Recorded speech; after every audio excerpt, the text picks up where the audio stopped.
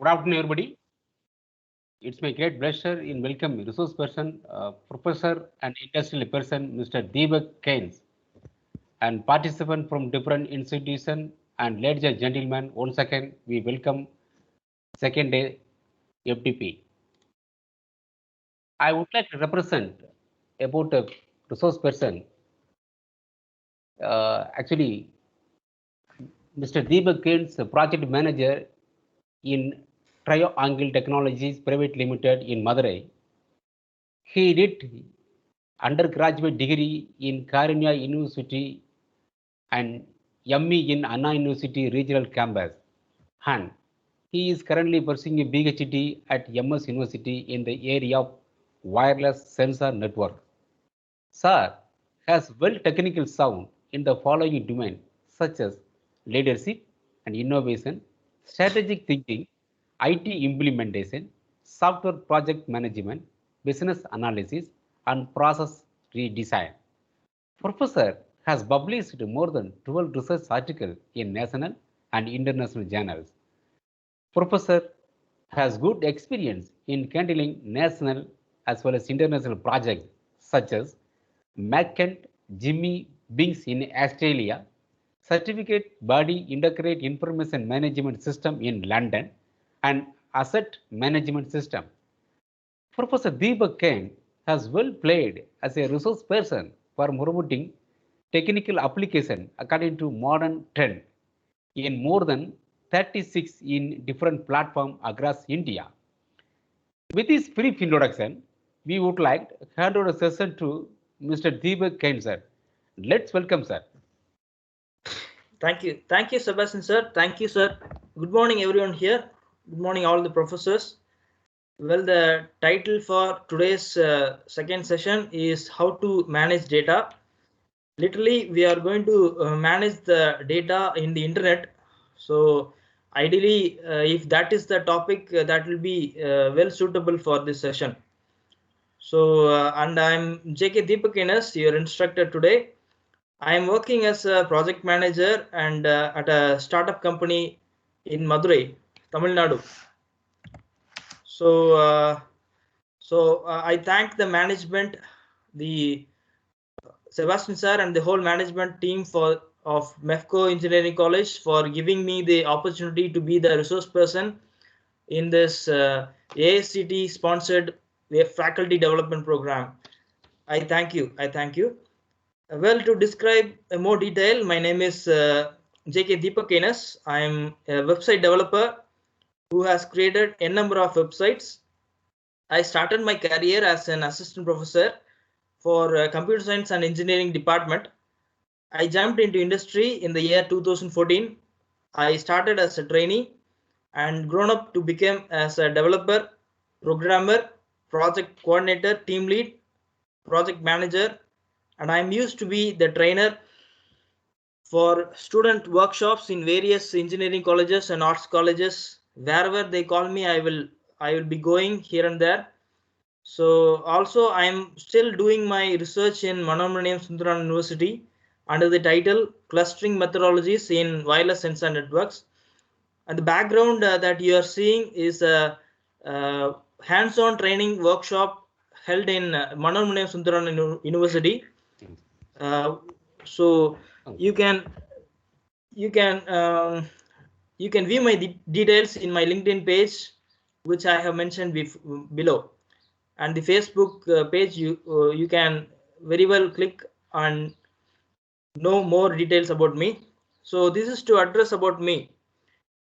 Okay, so thanks again for giving me the opportunity. So we will jump into the slide. Sorry for the mishap in the morning. I was not able to get connected because of my headset problem. So thanks for your patience. Thanks for the team in the MEFCO Engineering College for trapping me again and putting me in track. Right. So we'll jump into this session. I'll start with slide. So the topic given to us is data management, data handling in the internet. So I will dig some more details about the theoretical explanations, and after that I will motivate you to come up with some practical issues which we are handling in the day-to-day websites. We are handling with so many servers. So I hope this session will be a useful session for you all. So slide 3 is dealing with data management. Data management is the practice of collecting, keeping, and using data securely, efficiently, and cost effectively. The goal of data management is to help people, organizations, and connected things optimize the use of data within the bounds of policy and regulation so that they can make decisions and take actions that maximize the benefit to the organization. A robust data management strategy is becoming more important than ever as organizations increasingly rely on intangible assets to create value. Right? So we have so many benefits of data management. The first and foremost benefit is data management increases productivity. Right? So if there is one thing that business owners and executives know, it's that productivity is essential. Increased productivity means increased revenue for the business. Proper data management actually means increased productivity. You may ask how it is going to increase the productivity. By having all your data in one neat organized place, anyone who needs access to it, maybe the sales team, the marketing team, the accounting team, etc. See, I am saying this in the industrial point of view. Similarly, you will have multiple teams inside your organizations, maybe multiple departments inside your organization. So every team is going to hold this data, and if this data is going to be maintained cleanly and effectively, then it is going to be a very useful thing. They can easily find what they need. Having proper data management within the company means your data is streamlined and there is no one asking around the entire business about how to find information on a particular lead or customer. Right? So data management increases productivity. Right? And the next benefit is data management reduces the security risk. The data management reduces the security risk. You probably noticed the words data breach from somewhere. That tends to be enough to make anyone's ears perk up. If there is one thing a business owner or executive does not want on their hands, it is a data breach. You want your leads and customers to trust your business and feel secure in providing your business with their information, whether it is simply contact information or it's credit card and payment information. So in our everyday life, we are creating so many applications in our company. So we are forced by the clients not to store the credit card informations. So we are concentrating on reducing the security risk. Right? So I will deal with this in detail in the future slides about how we can protect the data. But this is the slide which we are addressing because we are focusing on the benefits. Right? This is number 2 benefit. Having one safe, secure area where this data lives is essential to being able to protect this data for your leads and customers. Right? So data security is critical. This is the point that I wanted to address. Every customer's trust our businesses. Right?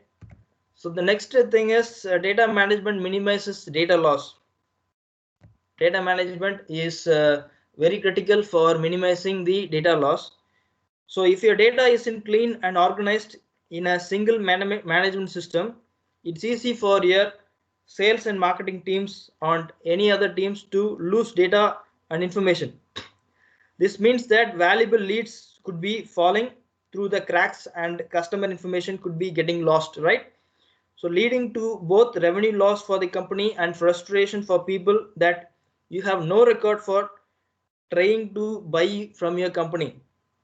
So it is very critical. Don't let your leads and customers lose trust in your business by losing their information. Keep all data and customer information safe within a data management system. It may be a database management system or any other system in the server for any time they return to your business, right? So this is number third point. And the fourth point that I wanted to address is the benefits of data management improves data quality. Using a data management software that automatically cleans and organizes your data is the perfect way to ensure that your data quality is always top notch. If a company is using makeshift methods for housing and storing data, your company is increasingly likely to have false, duplicate, or outdated data. Dirty data is bad for your business. So keeping up with your data quality is a paramount thing for our business.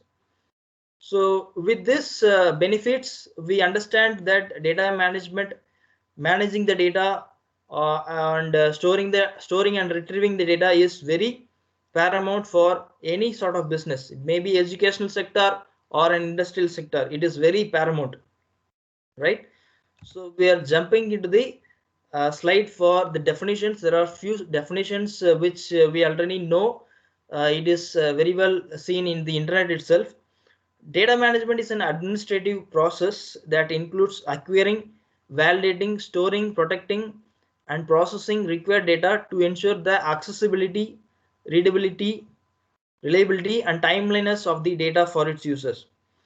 Organizations and enterprises are making use of big data more than ever before to inform business decisions and gain deep insights into customer behavior, trends, opportunities for creating extraordinary customer experiences.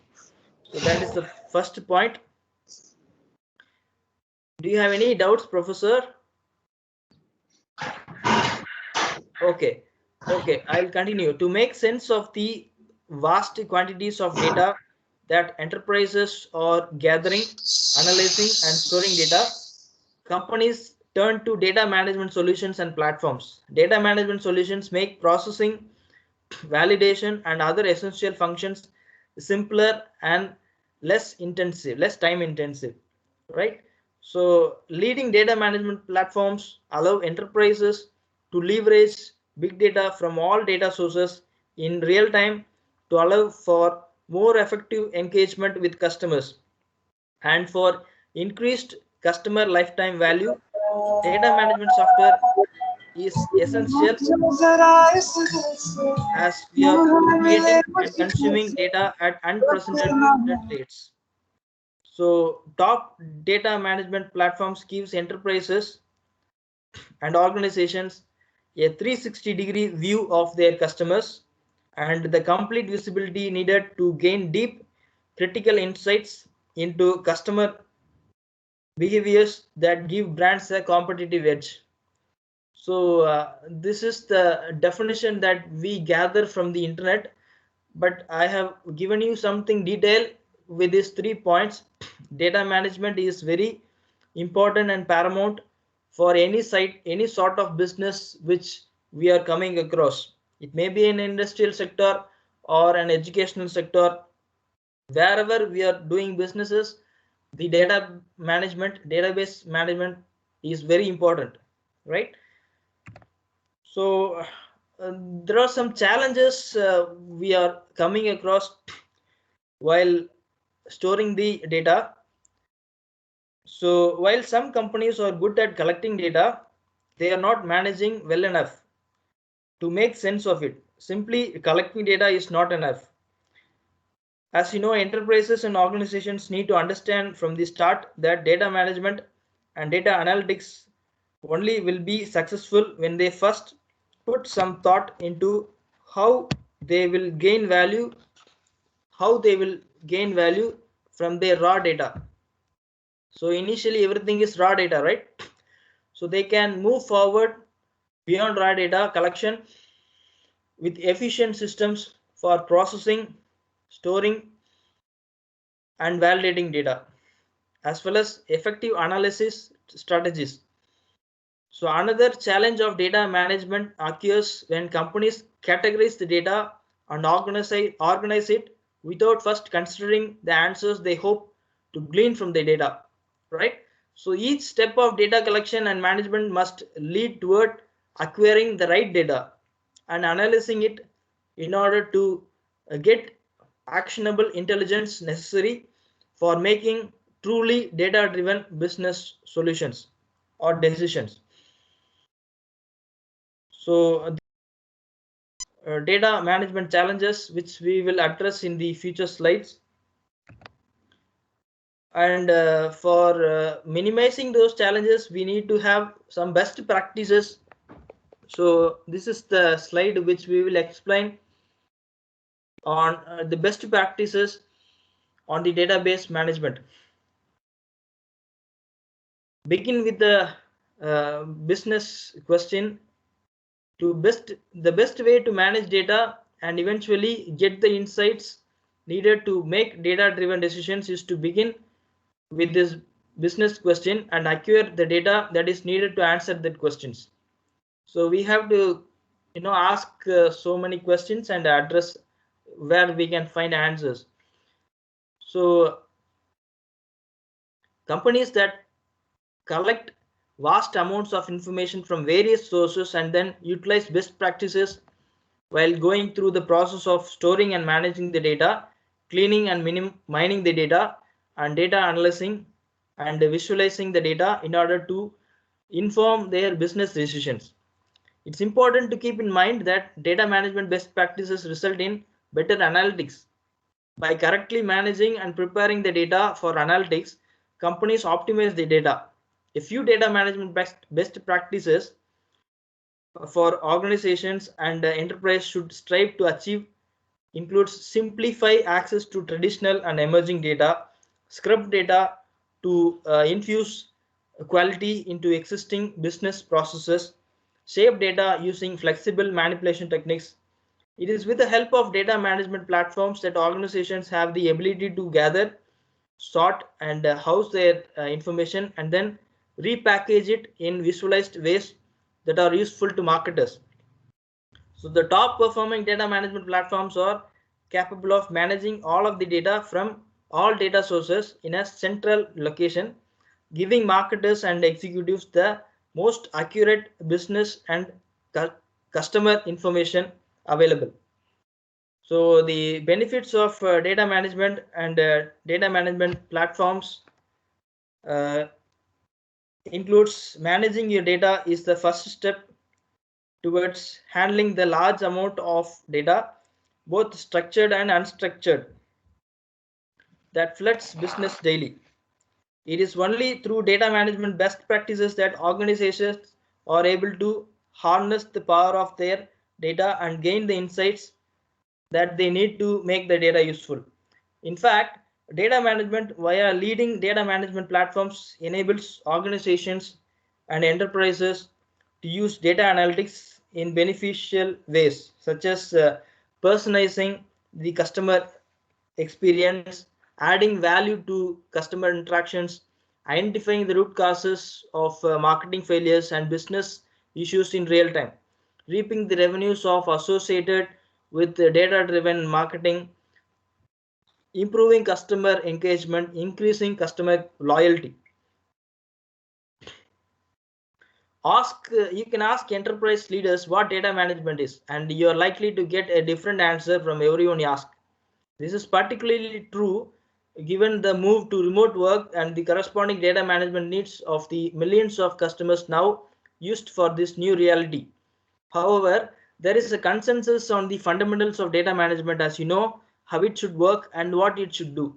Data management, simply put, is a process by which an organization stores and distributes data around the digital workplace, as well as figuring out the best and most compliant way to gather it. With the digital workplace built around applications that run off data or that enable workers to access data, data management and associated technologies are now one of the most important assets in an organization. So in our company also, we are having many data management strategies. We are focusing on many planned meetings, and we are gathering enough information to store data effectively. So by establishing a better framework to access the wide range of data every business generates, companies can make more informed decisions and improve their ability to deliver valuable products and services to customers. So with this information, we are going to the next slide. So these are all the clients set where we are having. As I said, we are having so many clients all around the world.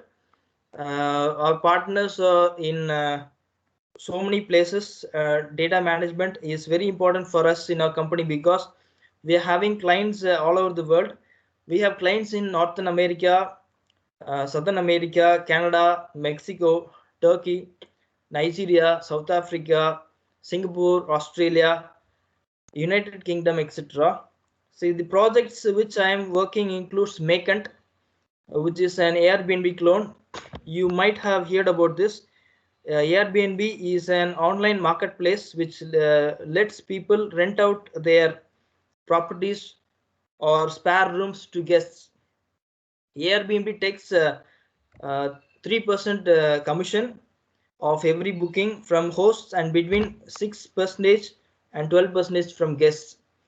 So this is where you can have the link to my worked projects. These are the big projects that we have worked on, which we are working in the team. I'm working as a project manager here for Airbnb clone related products, right?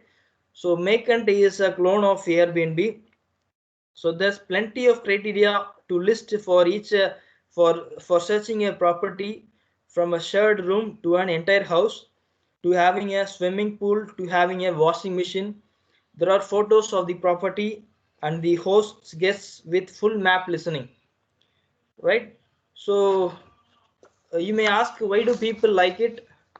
A combination of factors, but primarily financial ones, right? Guests get good value accommodation at a huge range of price points, from a few pounds a night to hundreds, and often in prime locations where a normal hotel would cost infinitely more.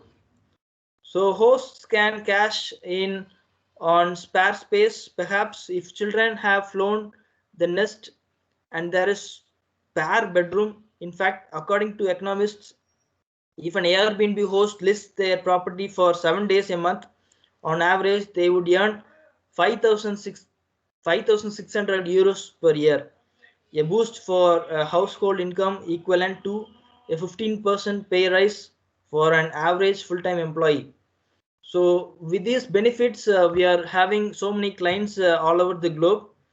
There are some other benefits also. There is more than a financial impetus though. Many guests like living like a local and getting restaurant recommendations from people reality in the know, while may hosts just enjoy meeting new people and showing off their home. So it is very easy to book. Once you have created a verified profile, you can send a message to the host and either book instantly or submit a request for later booking. Hosts must show calendars of availability. Most are kept well up to date, and they will inform you of what they will provide to, like towels or hair dryers. So it's not advised if you are traveling through, though many people don't take bookings for just one night. So I will show you the product. So here you can see.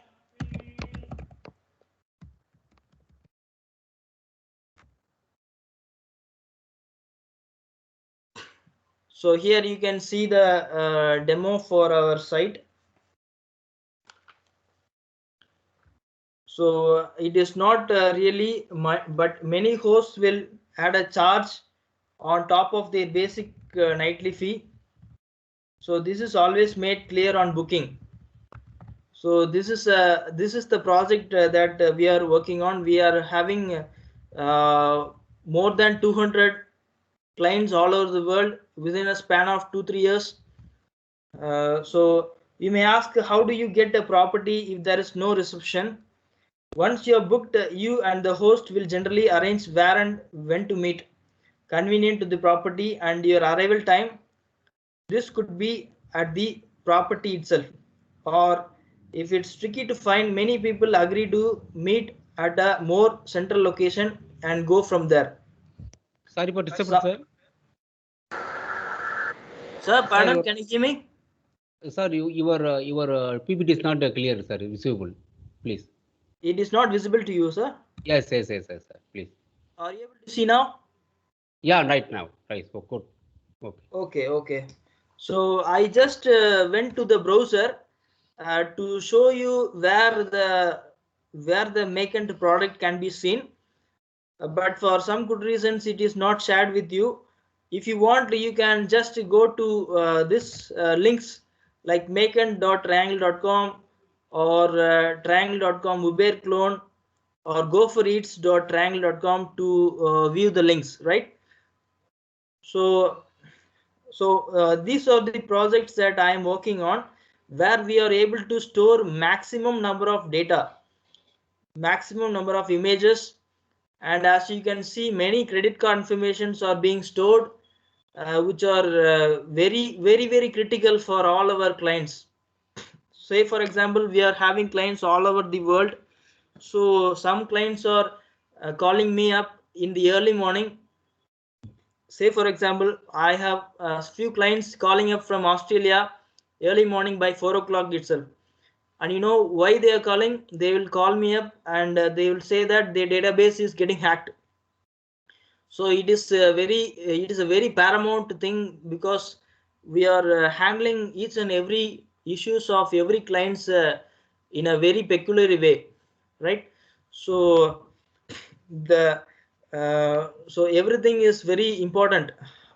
Presently I'm working on Makent, which is Airbnb clone, and I'm working on a Uber clone, which is Gopher, and Gopher Eats is actually similar to Swiggy or Uber Eats, right?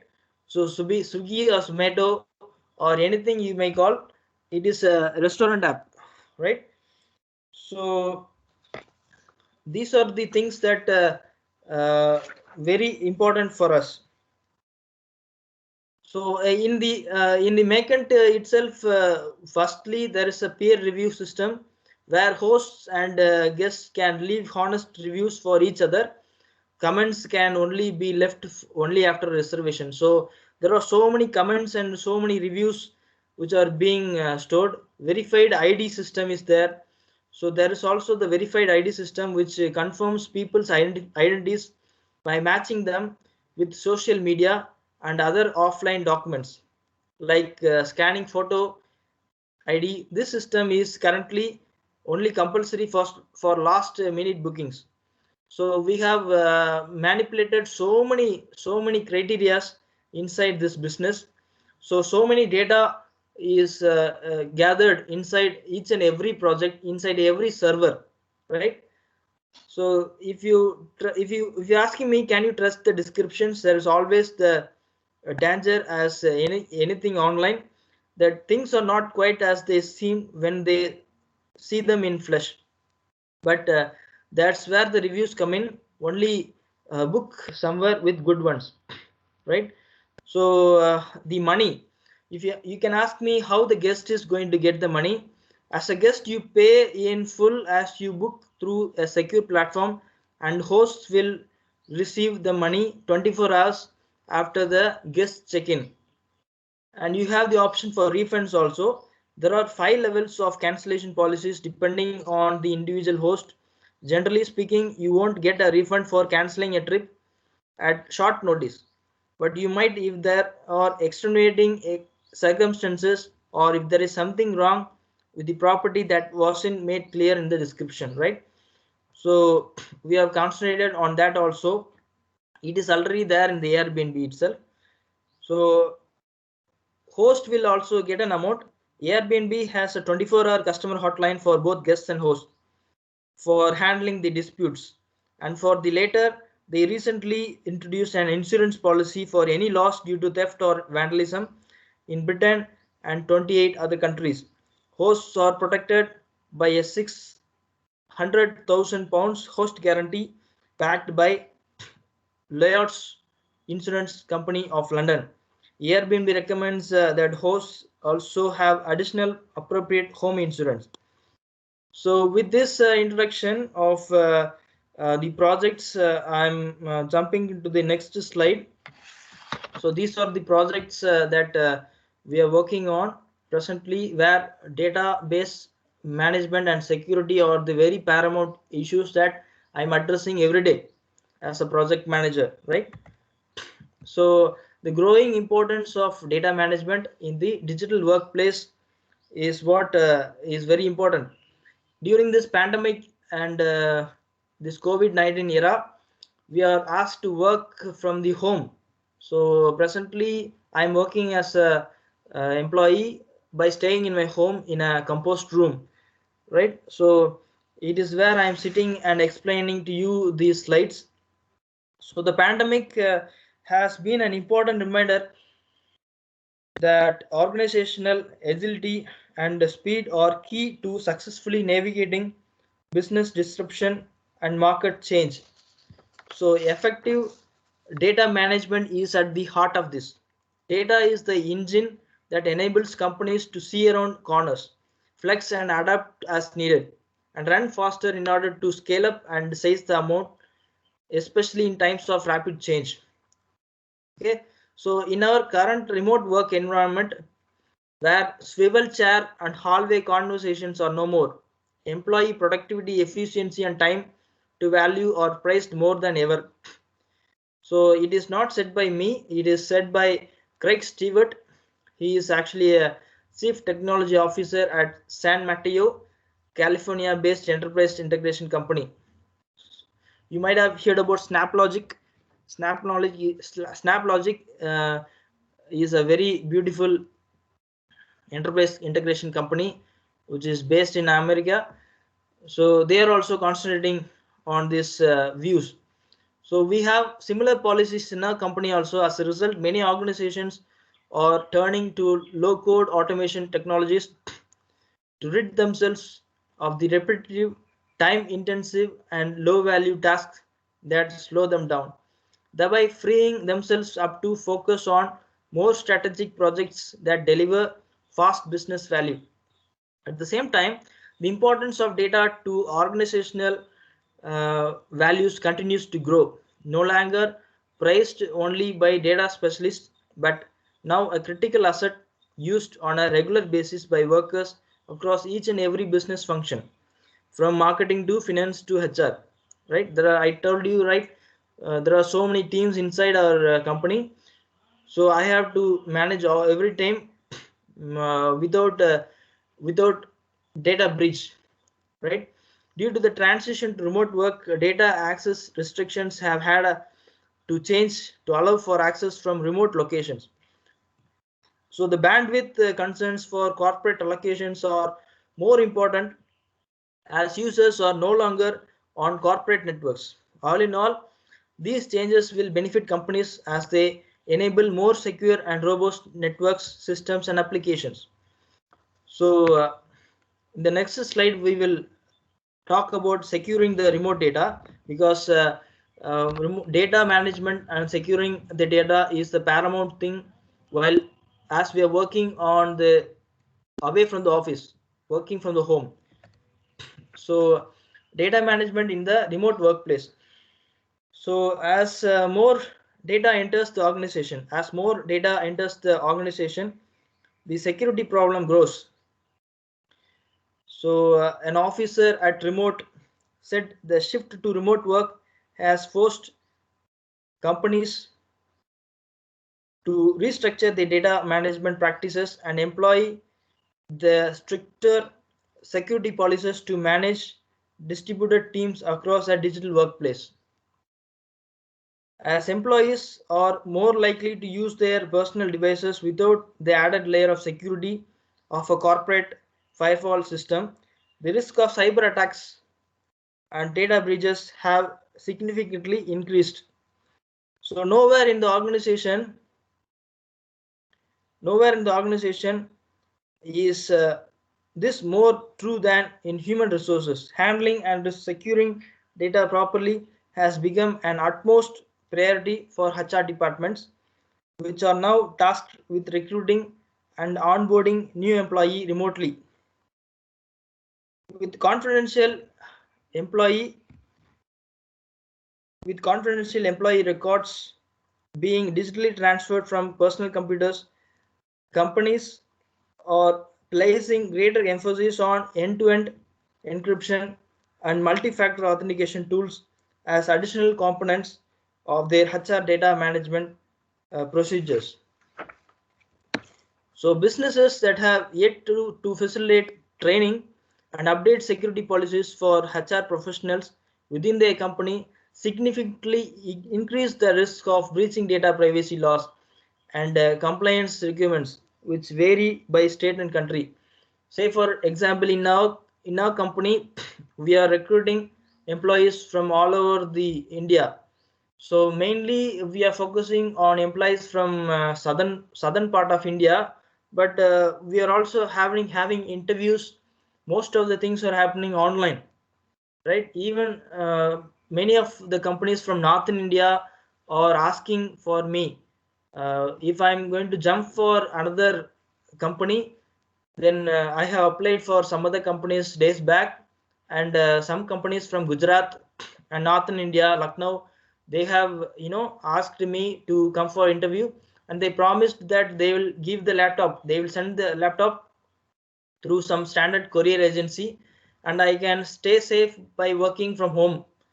So it is the welfare of everyone. So with this decade of dynamic changes happening all over the world, database management, the securing data in the remote workplace is very paramount thing, right? So accommodating remote work is the next thing that we are going to see. So there is a person called Eric McGee, a senior network engineer at Houston-based TRG data centers, says that the increase in remote working has had a significant impact on data management, as businesses can face many challenges when data is being generated from multiple offsite locations. So companies now must accommodate all the remote offices at employees' home and ensure they are included in the backup and data security plan. So businesses now must ask pressing questions like how data is being generated, which cloud platform is data being stored in, which physical devices are storing data, and whether all the data is being backed up, right? So accommodating remote work is also a paramount thing in our business. So there are modern ways of storing the data. We have already learned about this. Many organizations have had challenges with data storage. The new technological advances have brought a new twist on how to store data. Hackers, on the other hand, have made data storage a sophisticated process that needs to be secured. Traditionally, data storage meant making copies of documents, emails, photos, and applications, and then storing them in a drawer or a safety deposit box. However, a lot has changed with advances in technology as well. So to address the first point, this optical disc, initially before some 50 years, we were using only papers and diaries, right? Say for example, at least before 20 years, we were using many books and for writing and storing information, pocket diaries and so on. But nowadays, optical discs are probably the most common storage means for video and data files in the recent past. The writable Blu-ray discs, DVDs, and CDs are readily available in the market. The CDs can hold up to 700 MBs, while the DVDs can hold up to 4.7 GB of data, right? The Blu-ray discs have a larger capacity of about 25 GB. The challenge that these optical discs face is the fact that they have limited storage capacity and can become bulky in case where one has a lot of data to be stored. Some notebook PCs do not even have the disk compartments, making their use a big challenge, right? So for these things, we are having external hard drives. External hard drives are probably the cheapest data storage products in the market. One can get to up to 1 terabyte of storage capacity at very affordable rates. They are mechanical devices that spin at every high speeds and made of very complex circuit designs. So the advantage that external hard drives have over the optical discs is that they are faster to read and write. The typical lifespan of hard drives is between 2 to 8 years, depending on the way they are handled. Right? This makes them unreliable for people who want to store data for a very long time, right? So the next thing, as you know, is flash drives. Flash drives are also known as solid state drives, mainly because they do not require any mechanical movement in the reading and writing process. Flash manufacturers claim that they can retain data for 10 years, even though they sometimes fall if they are left unpowered for long periods of time. See, I am saying all these things, even though you might have known all these things. I was told that there are some people who have only a basic knowledge of computer science. So I am addressing these things. Probably in the next slides, I'll give you some insights of data security risks that we are handling every day in our company, right? So the flash drives are small in size, making them ideal for data transfers between devices. So they are slightly expensive compared to hard disks, but they are susceptible to viruses. So the main thing that I want to address is the cloud storage. Cloud storage is the very paramount thing that we are working. The companies like our medium scale or high scale companies, our data are being stored in the cloud. Nowadays we are focusing on cloud storage because we are working from home, and many people have to come in and they have to store their data. And say for example, my friend is located in some part of Kerala, and I am located in Tamil Nadu. So my friend will be working in my team. So he will be working in the night time and I will be working in the daytime. For some good reasons, he will complete a good job, and I have to know that what job he has completed, right? So for that instances, we have to store the data in the cloud. So cloud storage is probably the way to go on how to store data safely. Cloud storage services include iCloud, Google Drive, Microsoft OneDrive, and Dropbox. This is a secure means of storing data online and also allows you to access it from any location. So that is the benefit of the cloud, as you know. But we are having so many issues in the cloud. You may ask, you have to know the what is the cloud and how it is stored before addressing those issues in the cloud, right? So this is the slide that you can see. Every information that you are using in the day-to-day internet, you can store in the cloud. So one of the great things that technology has bestowed us with is with its cloud technology. With a rapid increase in data volume and scarcity of space, this was indeed a much needed tech development. This is the reason cloud technology has seen immense growth since its inception. From internet banking to large IT infrastructure, everyone employs cloud storage services to increase the security as well as data integrity prospects of their digital stakes. So in addition to this, there are a lot of applications where we do not notice the presence of online storage, but in reality it is cloud technology which is ensuring the sustainability of such applications. One such application is the music and video streaming sites as shown in the image, such as SoundCloud and Netflix, as we are very prone to this nowadays, right? So we do not need to download the movie or music on our device. Instead, we just need to log in to our account and all available data media files will readily be available to us. Other eminent applications are Google Drive, iCloud Drive, Dropbox, Business, Microsoft Office 365, which you are aware of it, email servers, and many other cloud-based platforms. These platforms have their dedicated mobile apps to give users an easy access to their data, right? So all of these compact solutions are possible today just because of the cloud storage technology. I hope you understand up to this slide. Do you have any doubts, professors?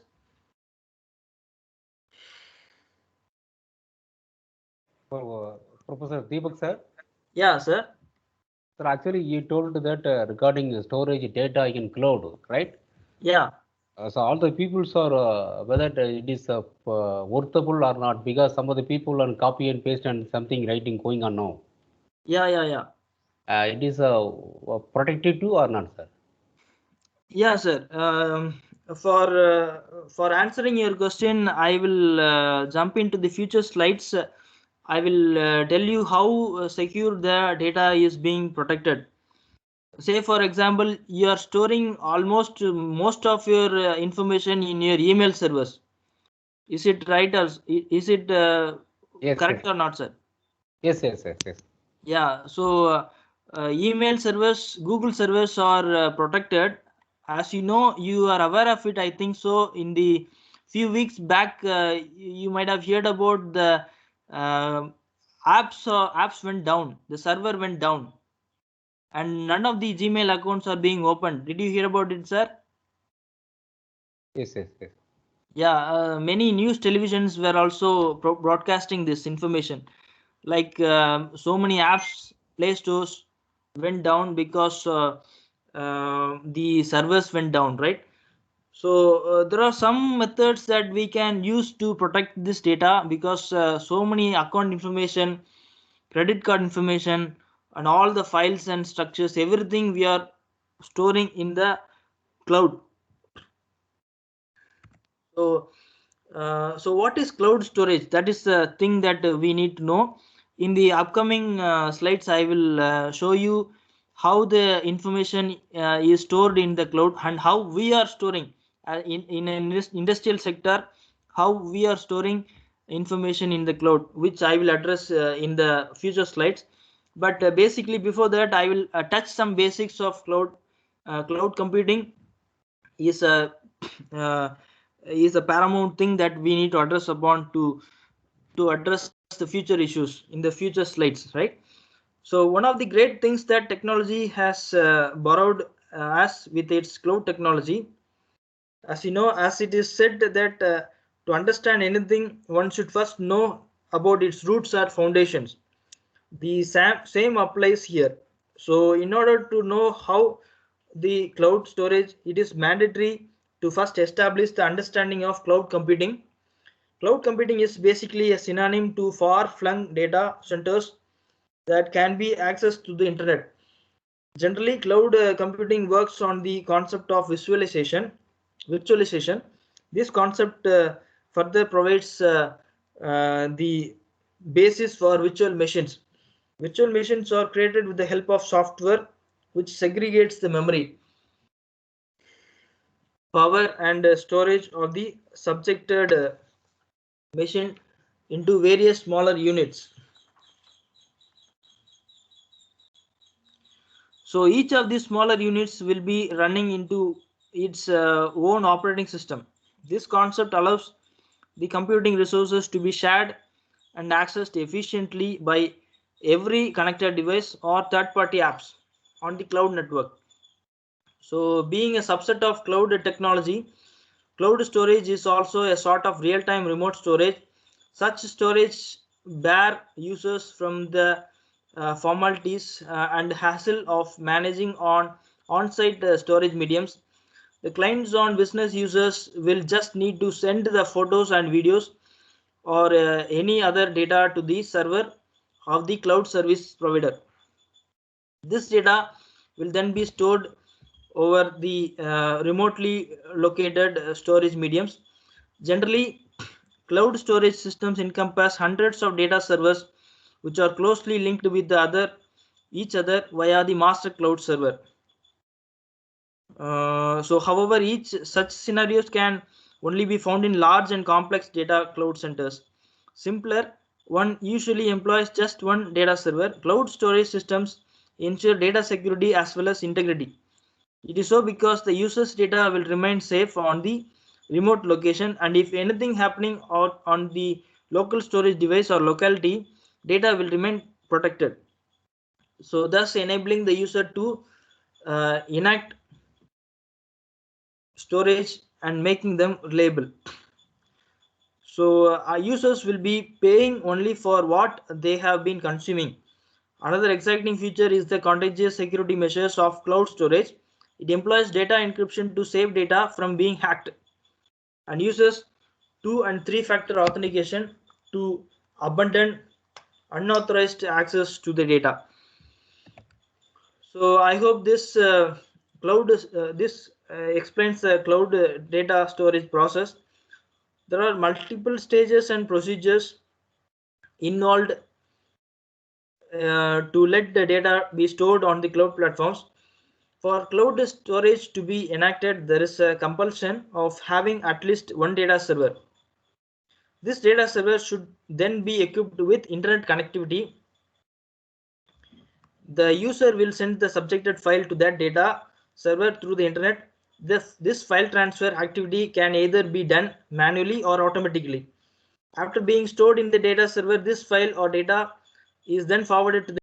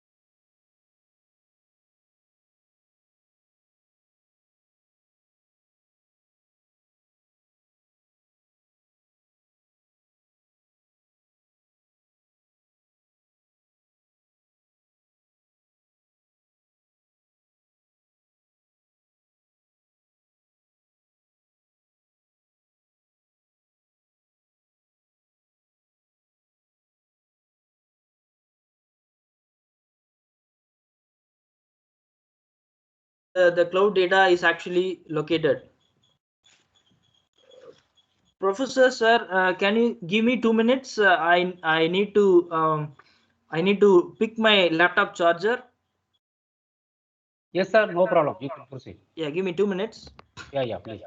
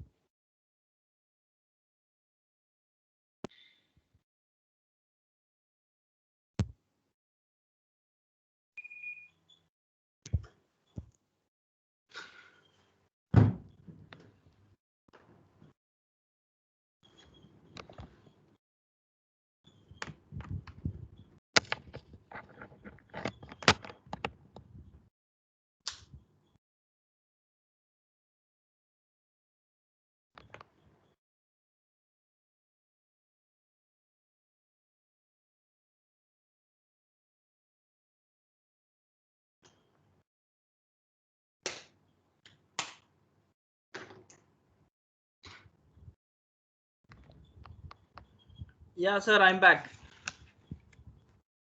Good, sir. Okay. So we are having a question, right? Where on earth is cloud data is actually located? So think of cloud computing, and the first thing that comes to mind is usually a mainstream application like Google Drive or Dropbox or iCloud. But there is a lot more to it than you might think actually. Firstly, we need to understand what cloud computing actually. In a nutshell, cloud computing is all about storing and retrieving your personal or corporate data from your own little area on the internet. Nothing is stored on your local hard drive, and it is accessible from any location, any device, and at any time. If that all sounds a little far-fetched, think about an email service you are already using, maybe Gmail, Yahoo, or Hotmail, etc. None of those emails you send and receive is actually taking up space on your local hard drive. They are stored on the email provider's servers. This is a form of cloud computing. This is the best example of cloud computing. To take this example further, remember that you can log in and access your emails from any PC, any laptop, and any smartphone. So this is only made possible by the cloud. So however, many people don't realize that despite being held in the cloud, your data still needs to be physically stored on the device somewhere. Whether this is on flash or a traditional hard drive storage, companies offering this service still need to have huge servers dedicated to storing your data.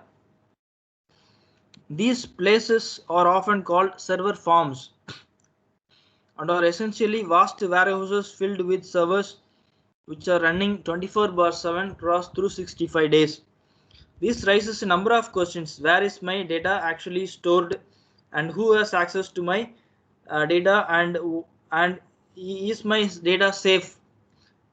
Sebastian sir, I am addressing your question. Is my data safe? Yes, yes, yes. So in terms of where your data is stored, it is fairly safe to say that you will never truly know unless you do some digging. So the provider may be based in the US. Maybe I'm telling you the service provider, he may be based in the US, for example, but their servers might be in China. Their servers may be in China or the UK or anywhere else in the world. Many companies outsource their service farms to satellite locations in order to reduce costs.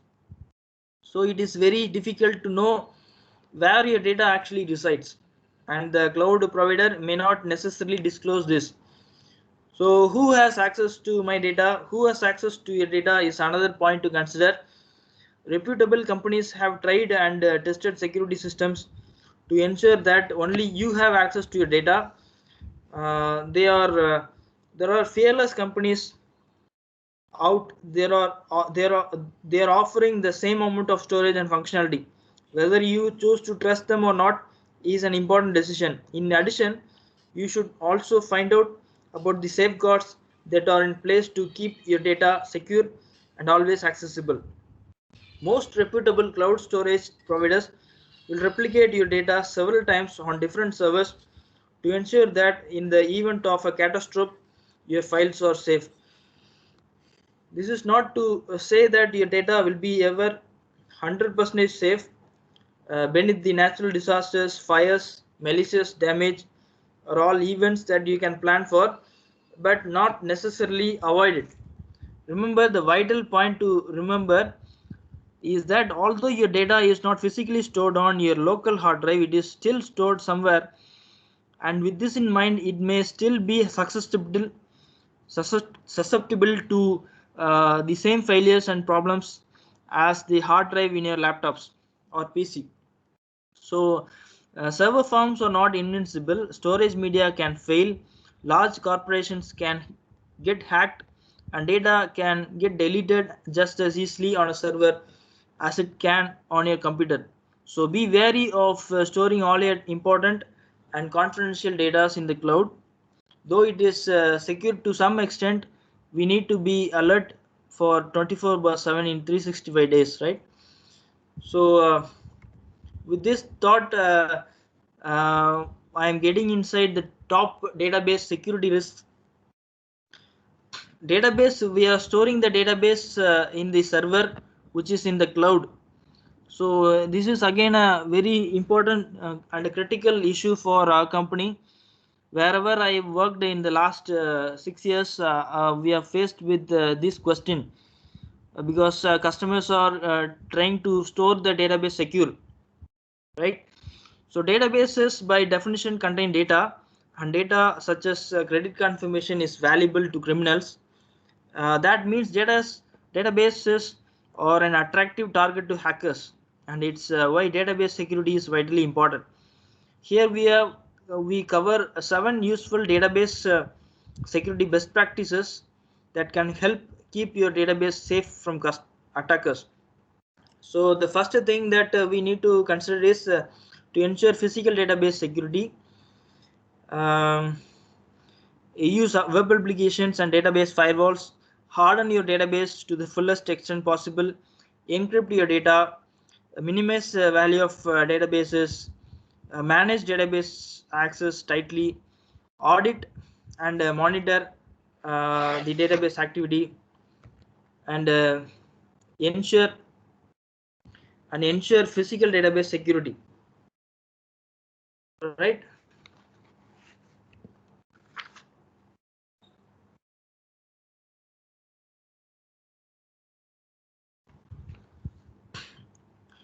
So in the traditional sense, this means keeping your database server in a secure locked environment with access controls in place to keep unauthorized people out.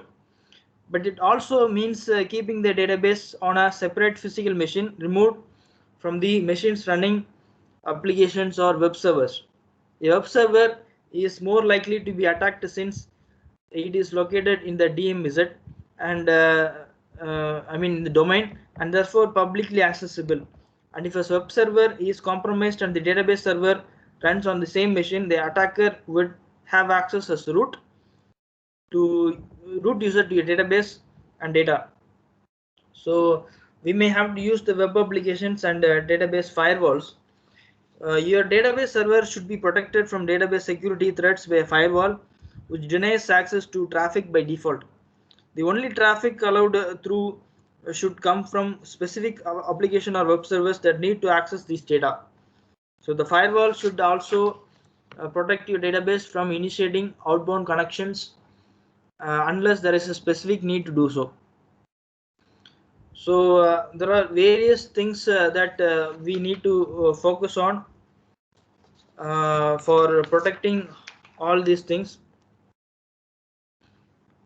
I'm jumping into the future slides because we have only limited time, because, and also I want to address you some security issues which we are focusing on our company, right? So no matter the breakthrough, no matter the latest fade trend, the database.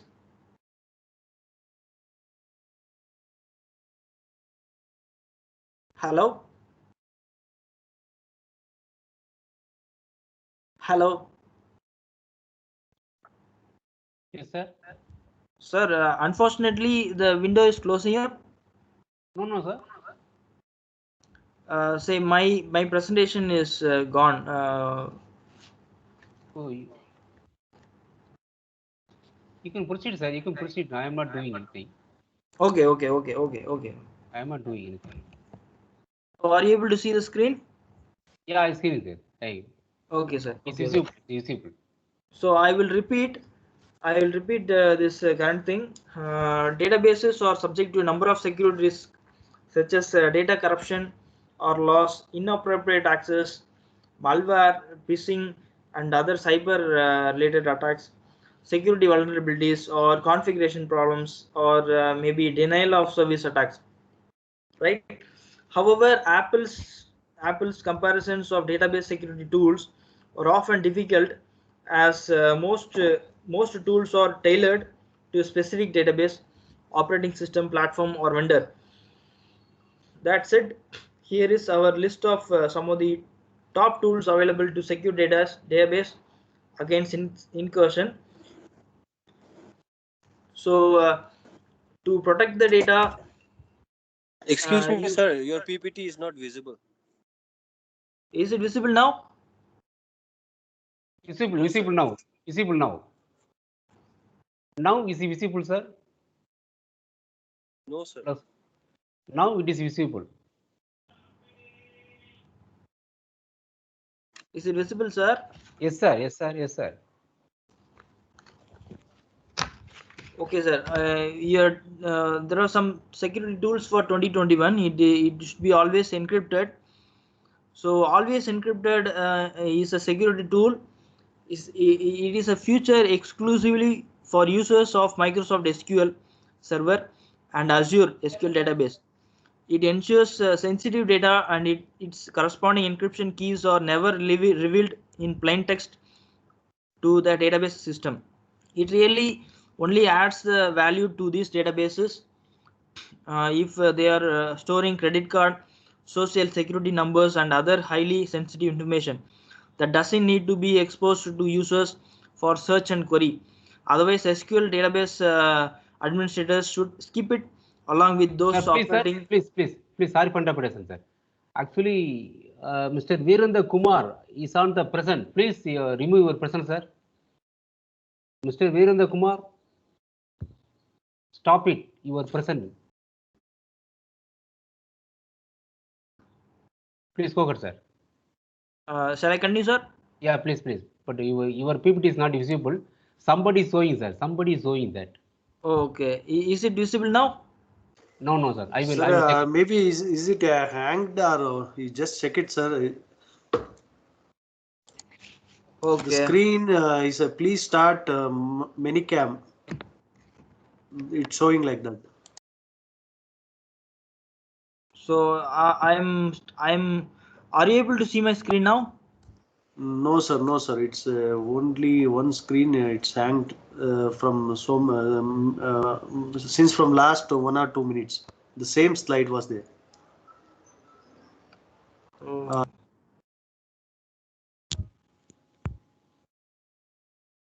Now you can share, sir. Now you can share your screen. You can proceed, sir. Now it is shown, sir.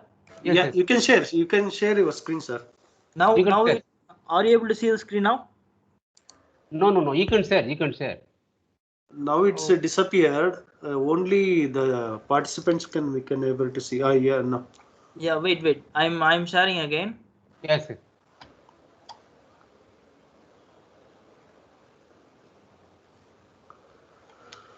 Are you able to see the screen now? Yeah. Now it's visible, Yes. sir. You can proceed, sir. You can proceed. Okay, sir. Do you all know about the PHP MyAdmin?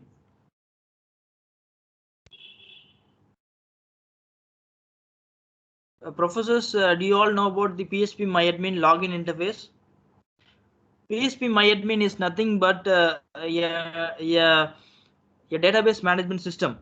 Okay, so we have to secure the database management system because every data is being stored inside the database management system, which is called PHP MyAdmin.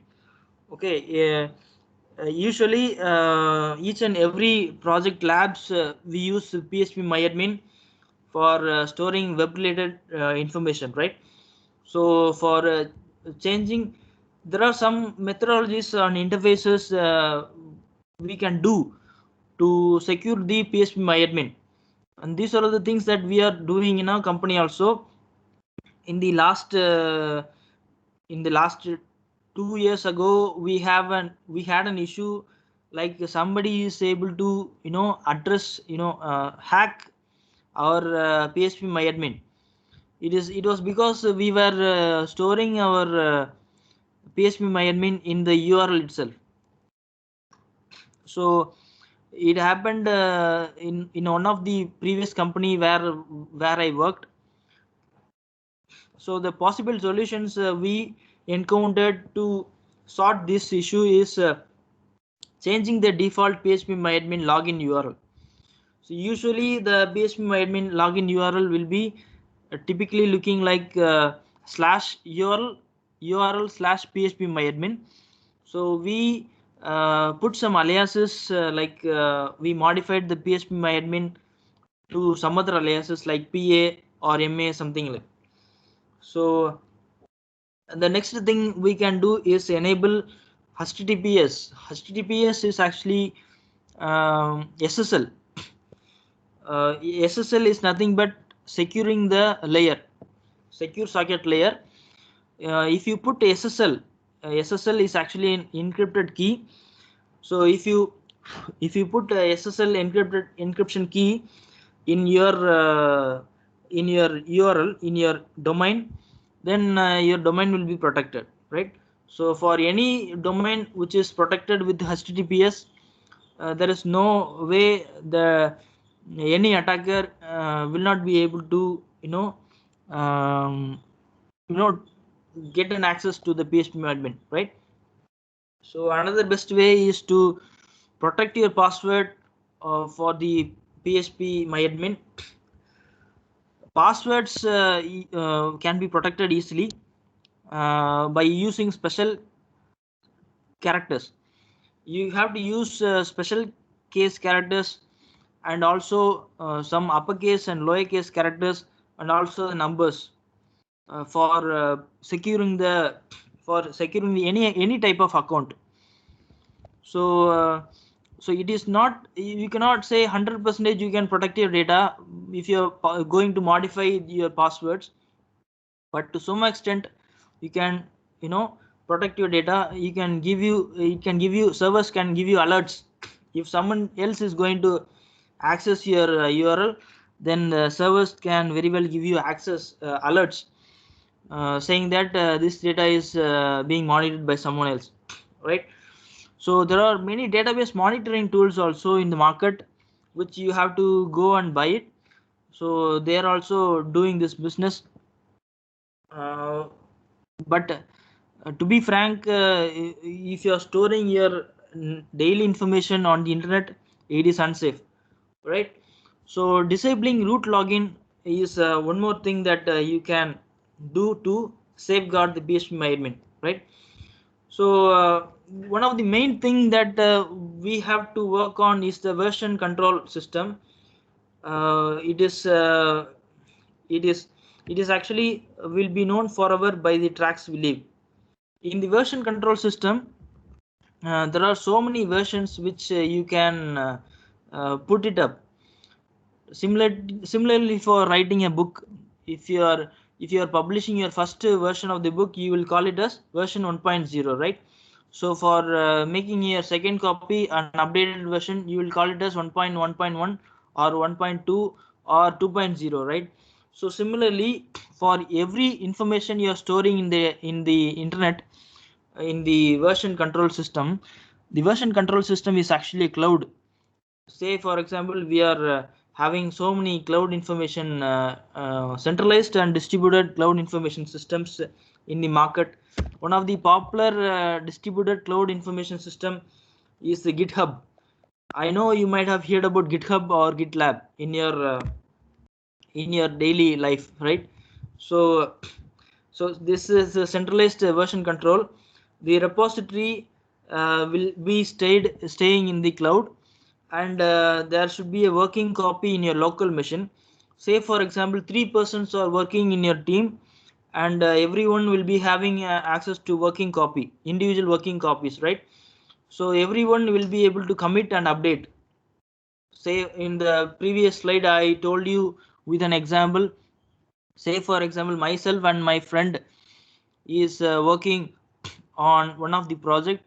We both are assigned to the one of the project, and say for example, my friend is going to work on the night shift and I'm going to work on the day shift, and I need to know to what extent my friend has worked. So when I am going to log in, I will make a git pull request, and while he completed his work, he will make a commit command, and he will push his request. Okay, so right soon after I log into my system, I will make a git pull request to, and after that only I will know that to what extent my friend has worked on. So this is the concept of the centralized version control. So this is the example for the checking out from the file, and I am making many versions, like starting from version 1 to the latest version. The latest version will be visible to the will be visible to my friend or myself. Whoever works on the latest, they will have to commit and update it, and the latest version will be the stable, which will be visible to everyone inside that particular project, right? So this is how the Git is working on. And there are two things that you have to know. Maybe the computer A, computer B, which I have addressed here, is my friend's computer, which may be A, and my computer is computer B. Okay, so there are so many versions which we have worked on right from the starting of the project, and those versions are numbered, so you can very well track where your commits have worked, which time they have committed, and who have committed it. So this is very important in our day-to-day work from home scenario. And there is one more thing called Git. Git is actually a distributed version control system. It is an other option for centralized version control system. Distributed system, one copy will be stored in the server computer. I told you this is the cloud server. So cloud, if you are going for cloud, we have to work with distributed version control management system. Git is a very good example. See, this is the graph which is showing the difference on various versions. See the below line, bottom line, say for example the project name is 2.6.x kernel release, and there are, so you can see there are so many versions in the X plane, and the Y plane is showing how many variations of data from the inception to the latest one. Okay, it will show the added and modified, defect, deleted files, everything.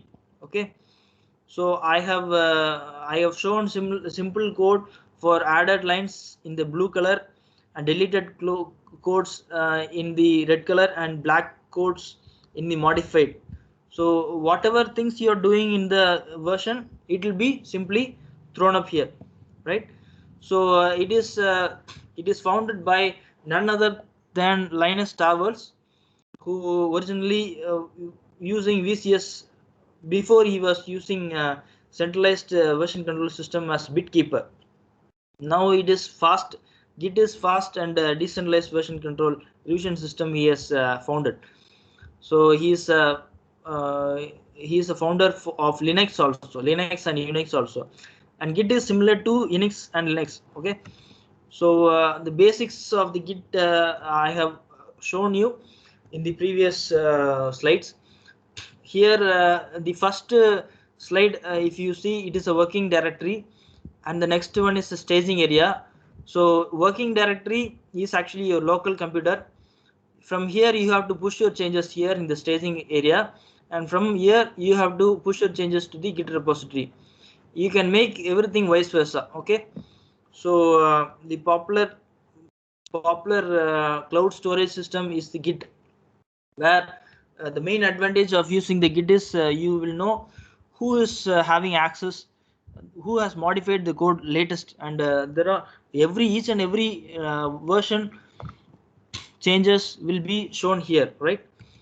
So these are some of the Git commands that I have given for reference.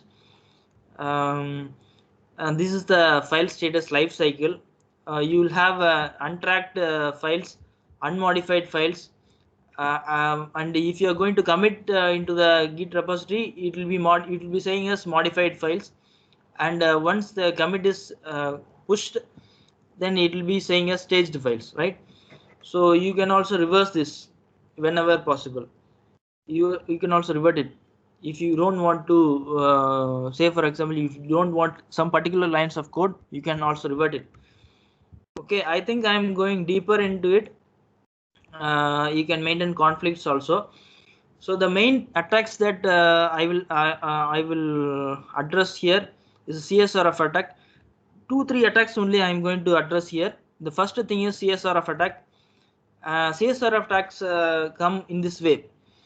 CSRF attack is nothing but your data will be given to someone else that you might not be knowing.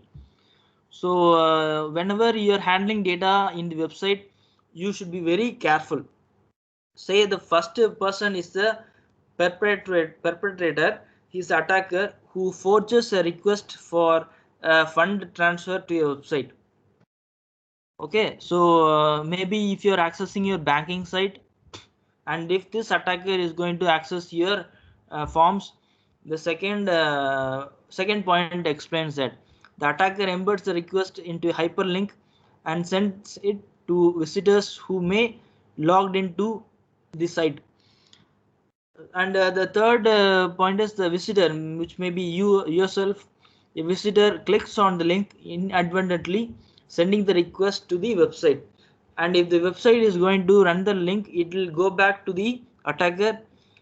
The website validates request and transfers funds from the visitor's account to the attacker. So whatever amount you are going to say, for example, if you are going to transfer 10,000 rupees, then it will be reaching your attackers. So this is how the CSRF, which is also known as XSRF, this is how it is working on. The main principle behind CSRF attacks is exploitation of a site's trust for a particular user, right? So this is CSRF, and we are having advanced CSRF attacks also, which is given by OWASP. OWASP is nothing but Open Web Application Security Project. So OWASP is having some security guidelines, which if you are going to follow across it, then it will be safe. So according to OWASP, bypassing referrer checks can be done in two ways. The first is via CRLF, carriage return line feed, and the second one is through XSS.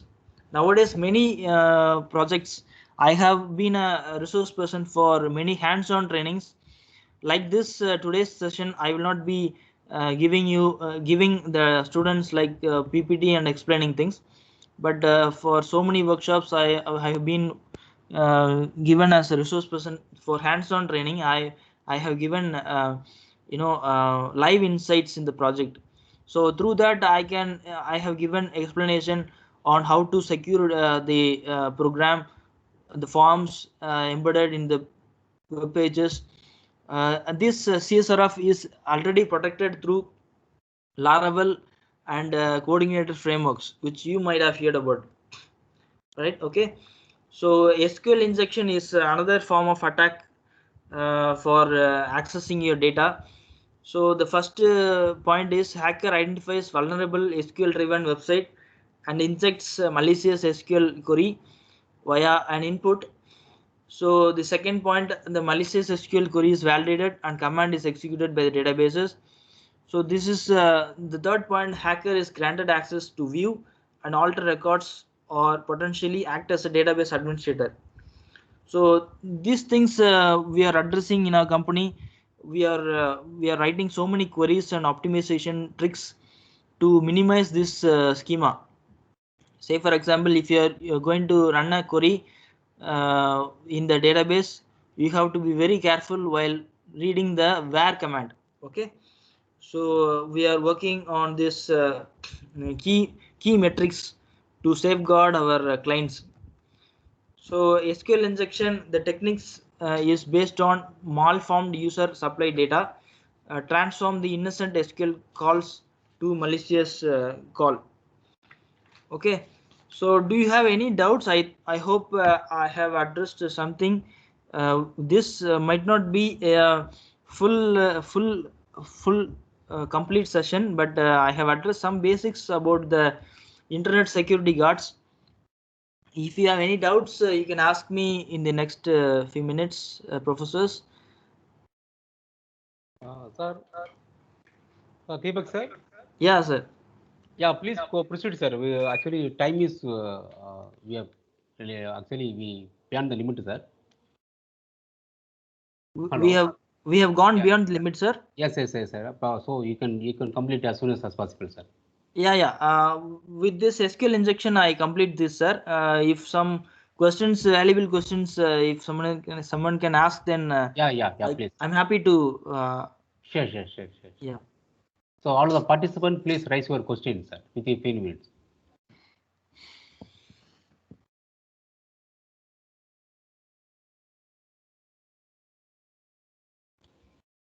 Okay, sir, you can proceed, sir. No problem.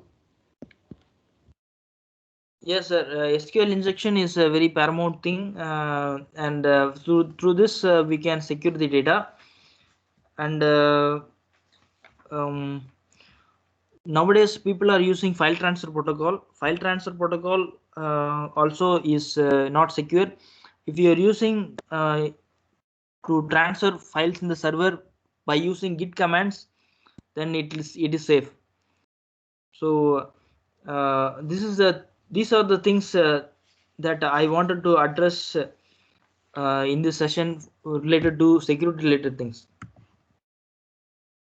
So Cloudflare also is another option, and Amazon S3 bucket is also another option, which is embedded in the AWS server itself.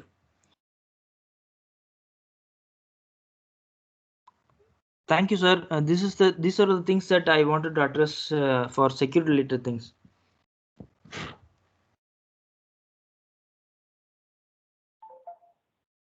Professors, if you have any questions, you can ask me. Yes, sir. Dear participants, I expected question from your side. If you have any questions or doubt, please clarify, because we want to move the next the break. Any question from the participant?